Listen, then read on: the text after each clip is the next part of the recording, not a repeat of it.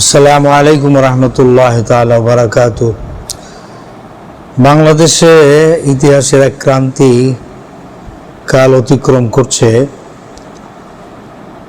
চরম দুর্ভোগে আজকের সেই বানবাসীরা বেশ কয়েকটি জেলায়, সেই ফেনী, চট্টগ্রাম এবং সিলেটের কিছু অংশে, কুমিল্লা, নোয়াখালী, যে এখন যে বন্যা চলছে, বিগত 100 বছর এই ধরনের বন্যা হয় নাই। মানুষ এই ধরনের বন্যা বা এত পানি ইতিপূর্বে দেখে নাই। এখন বর্তমান যে জেনারেশন আছে, এর আগের যে জেনারেশন, এরা এই ধরনের পানি কখনো দেখে নাই।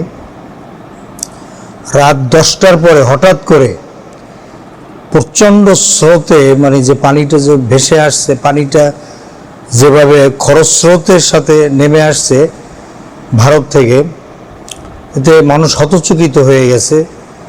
দিক বিদিক মানে ছোটাছুটি, মুহূর্তের ভিতরে একতলা যাদের বাড়ি দেখা যায় হয়তো ভরে গেছে। ঘর থেকে, বাড়ি থেকে বের হওয়াটাও মানে সেই সময়ও দিচ্ছিল না, এমন একটা পরিস্থিতি। এ পর্যন্ত প্রায় 13 জনের মতো মৃত্যু হয়েছে, বা এর চেয়ে বেশি হতে পারে। আর মানুষ দেখা যায় যে যারা পানিবন্দী অবস্থায় আছে, প্রায় 9 লক্ষ পরিবার, 9 লাখ পরিবার আজকের পানিবন্দী অবস্থায় আছে। যারা এখন এমন অবস্থা যে কোনো মানুষ মারা গেলে যে লাশ দাফন করবে, সেই জায়গাটুকুন পর্যন্ত খুঁজে পাওয়া যাচ্ছে না। সব জায়গায় পানিতে একেবারে টুইটুম্বুর হয়ে আছে, ভরপুর। এরপরে মানুষ রান্না বান্না করার কোনো স্কোপ নাই, সুযোগ নাই যে কিভাবে রান্না করবে।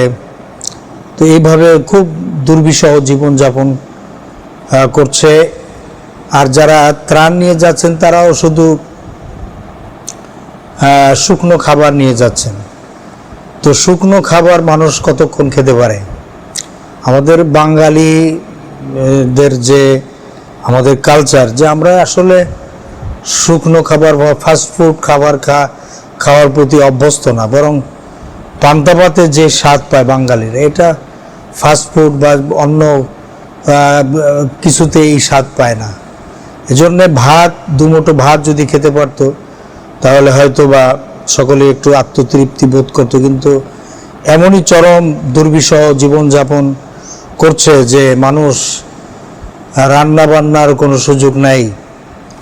তো এই কঠিন অবস্থা থেকে আল্লাহ তাআলা হেফাজত করুন।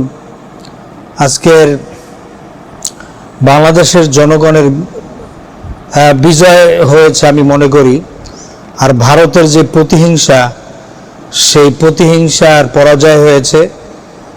ইনশাআল্লাহ ভবিষ্যতে ভারত, আশা করি ইনশাআল্লাহ সে দ্বারা একটা চরম শিক্ষা পাবে এবং আন্তর্জাতিকভাবে চাপ সৃষ্টি হবে যে তারা এইভাবে হঠাৎ করে কেন পানিটা ছেড়ে দিল, এর দ্বারা কি তারা প্রতিশোধ নিল বা নিতে চায়, এটাই আমাদের আজকের প্রশ্ন।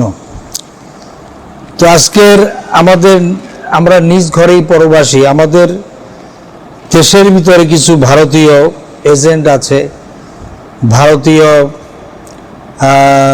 রয়ের এজেন্ট এবং ভারতীয় যারা গোলামি করে বাংলাদেশে বসে, এরকম কিছু লোক যারা প্রশাসনে থেকে আমাদেরকে অনবরত কষ্ট দিয়ে যাচ্ছে। এই লোকগুলি চিহ্নিত হওয়া দরকার। এবং এরা যে ভারতের গোলাম, বরং বাংলাদেশের মানুষকে এরা ভালোবাসে না। বাংলাদেশের মানুষকে নির্যাতন, অত্যাচার করে, যেটা মধ্যযুগীয় বর্বরতাকে হার মানিয়েছে।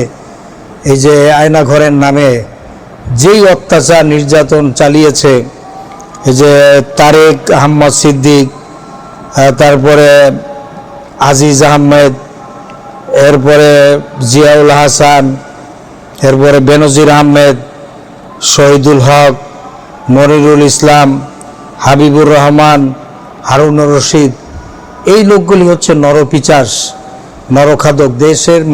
এই দেশের মানুষের জনগণের পয়সায় খেয়ে দে এরা এত ঘাড় এত মোটা হয়েছে, এদের শরীরে এত চর্বি জমেছে যে এদের শরীরের দিকে তাকালেই বোঝা যায় যে এরা এক একটা দৈত্য দানবের মতো একেবারে সে নাদুস নুদুস ফুলে ফেপে বড় কি অবস্থা। যে এক সেই জিয়াউল হাসানের বাসায় প্রায় ৭৭ মিলিয়ন বৈদেশিক মুদ্রা পাওয়া গেছে ৮টা সুটকেসের ভিতরে। তো এখন বুঝতেই পারছেন যে অন্যান্য যারা আছে তাহলে তাদের বাসায় সার্চ করলে কত পাওয়া যাবে, বা বিদেশে এরা কত টাকা এরা পাচার করেছে, কত ডলার পাচার করেছে, এটা সকলেই বুঝতে পারছেন।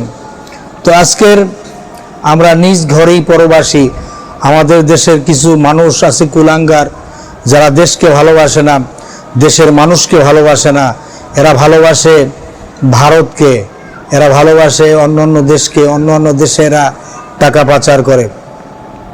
আল্লাহ তাআলা হয় এদেরকে হেদায়েত নসিব করুন, না হয় আল্লাহ তাআলা এদেরকে ধ্বংস করে একেবারে গজব দিয়ে এদেরকে ধ্বংস করে এই দেশ থেকে আল্লাহ তাআলা এই দেশকে এই সমস্ত নরখাদক দেশের দুশ্মন, এই জাতির দুশ্মন, এই সমস্ত লোকদের থেকে আল্লাহ হেফাজত করুন। আমিন। আসসালামু আলাইকুম ওয়া রাহমাতুল্লাহি তাআলা ওয়া বারাকাতুহু।